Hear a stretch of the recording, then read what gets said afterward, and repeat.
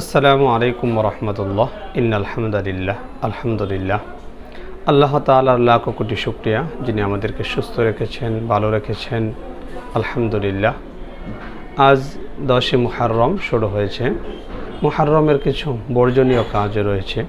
আমরা কি কি কাজ থেকে বেঁচে থাকব, কোন কোন কাজগুলো আমরা আগামীকাল করব না, এ বিষয়ে কয়েকটি কথা বলব ইনশাআল্লাহ।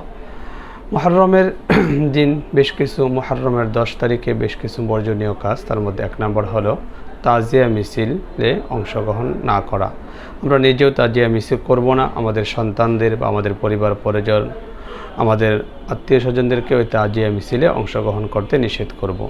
নজরানা পেশ করা, মুরসিয়া করা, বিলাপ করা, ওই দিনকে কেন্দ্র করে কোনো মান্যত করা, অর্থাৎ 10 তারিখকে কেন্দ্র করে কোনো মান্যত না করা, এটা মান্যত আমরা করব না।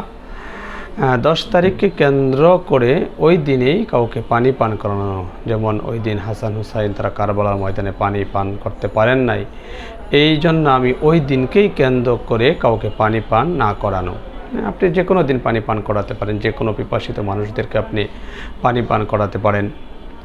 আমরা দেখি 10 তারিখে, মুহররমের 10 তারিখে আমরা অনেক পিতামাতা তার সন্তানদেরকে খালি পেয়ে বরকতের আশায় রাস্তায় ছেড়ে দিই। এটাও করা ঠিক না, এটাও করা যাবে না। খালি পায়ে বা এমনিতেই বরকতের আশায় তাদেরকে, আমাদের সন্তানদেরকে রাস্তায় ছেড়ে দেওয়া যাবে না। এবং সবচেয়ে বড় বিষয় হলো এই দিন ডুল বাজনা, যেটা আমাদের 1 তারিখ থেকে মূলত শুরু হয়, ডুল তবলা বাজানো, এই সমস্ত কাজ থেকে বিরত থাকা।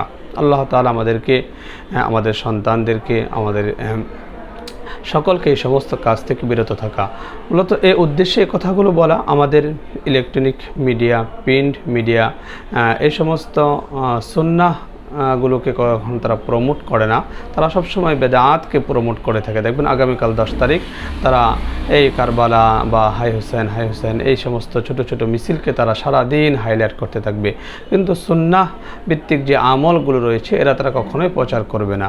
এজন্য আমরা নিজেরা এটা শুনি, নিজেরা শেয়ার করি, প্রচার করি। আল্লাহ তাআলা আমাদেরকে তৌফিক দান করুন, আমিন। আসসালামু আলাইকুম ওয়া রাহমাতুল্লাহ।